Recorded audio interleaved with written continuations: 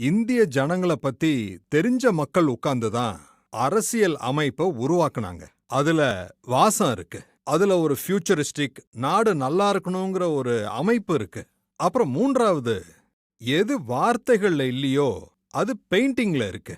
முதல் அரசியல் அமைப்பு உருவானப்போ அதுல ஒவ்வொரு பேஜ்லயும் ஒரு பெயிண்டிங் இருக்கு. அந்த பெயிண்டிங் நம்மள 1000 வருஷங்களோட இணைக்கிற ஒரு லிங்க், ஒரு செயின்.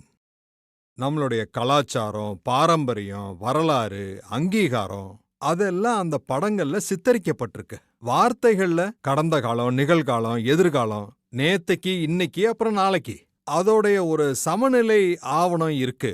மிக புனிதமான ஆவணம் நம்மளுடைய அரசியல் அமைப்பு. இவங்க அரசியல் அமைப்புல இருக்கிற பெரிய வரலாறு மற்றும் கலாச்சார பாரம்பரிய உணர்வுகளை அழிச்சிட்டாங்க.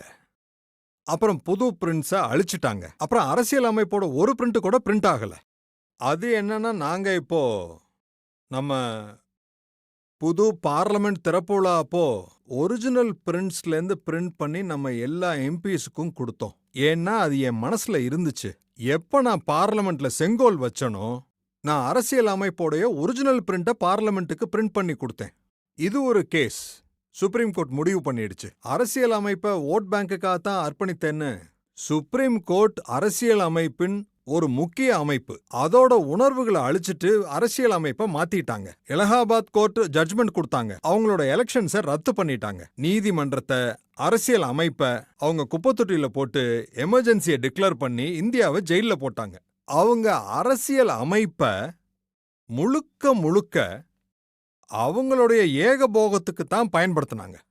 நாட்டோடைய அரசுகளை 356 பயன்படுத்தி 100 தடவை அதை அழிச்சாங்க.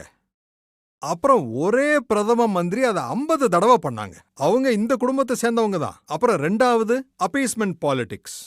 ஒருத்தர் பவருக்காக, இன்னொருத்தர் அப்பீஸ்மெண்ட் பாலிடிக்ஸ்க்காக. ஒருத்தர் பவருக்காக அரசியல் அமைப்பை பயன்படுத்தினாங்க, இன்னொருத்தர் ஓட் பேங்க் பாலிடிக்ஸ்க்காக.